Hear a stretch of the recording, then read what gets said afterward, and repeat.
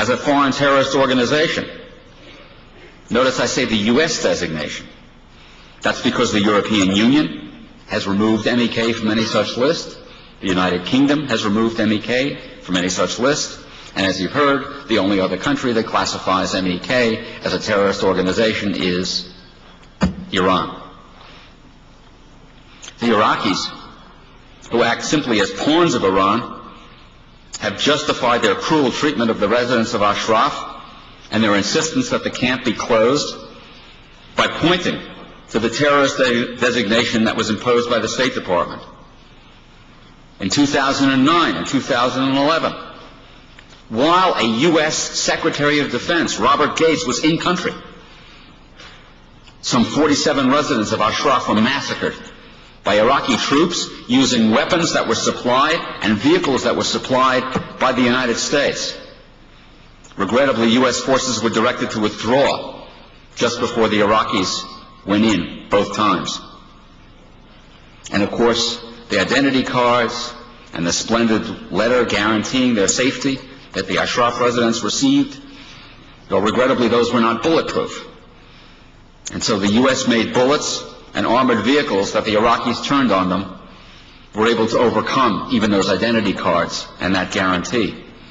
And when an outcry was raised and there were demands for an investigation and punishment of those guilty of murder, the Iraqis were able simply to shrug their shoulders and point to the U.S. designation as an excuse for doing nothing. Even though MEK has said repeatedly that it stands, as you've heard, for regime change in Iran, the establishment of a secular, democratic government that grants equal rights to all, including women, that is nuclear-free, and even though a United States court in Washington has told the State Department that the public record that it presented in court was not enough to justify continuing the designation, and that they must either present other evidence or else remove the designation, the State Department has purposely dragged its heels for more than a year and a half since that ruling and told the Ashraf residents that they must trust the efforts of the United States and of the United Nations to resettle them. Now, some have described Camp Liberty, even some here, where the State Department has urged the residents of Ashraf to go. Some have described it as a prison. Well, I have to tell you, I resent that description because when I served as Attorney General, one of my responsibilities was to supervise the U.S. Bureau of Prisons. And I will tell you that a prison, as tough a place as it is at least a place where both the prisoners and the guards are bound by rules. A prison is a place where we send people as punishment, not for punishment. But there's another kind of place to which Camp Liberty might be compared, a place where even the ironic name Camp Liberty makes you remember it, and that is a concentration camp, a place where people are sent to be broken in body and broken in spirit.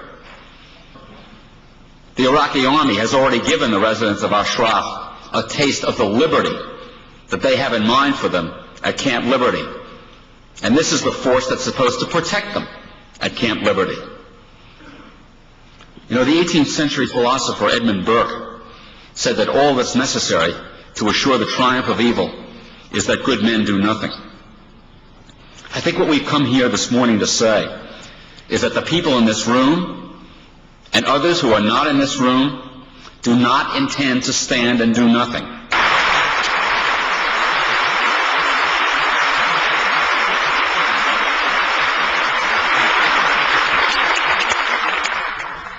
We've been heard in the past, and we intend to continue to be heard until the residents of Ashraf, the members of MEK, and all Iranians can remove the current regime and return their country to the glorious civilization that it once was and that it will be again. Thank you very much.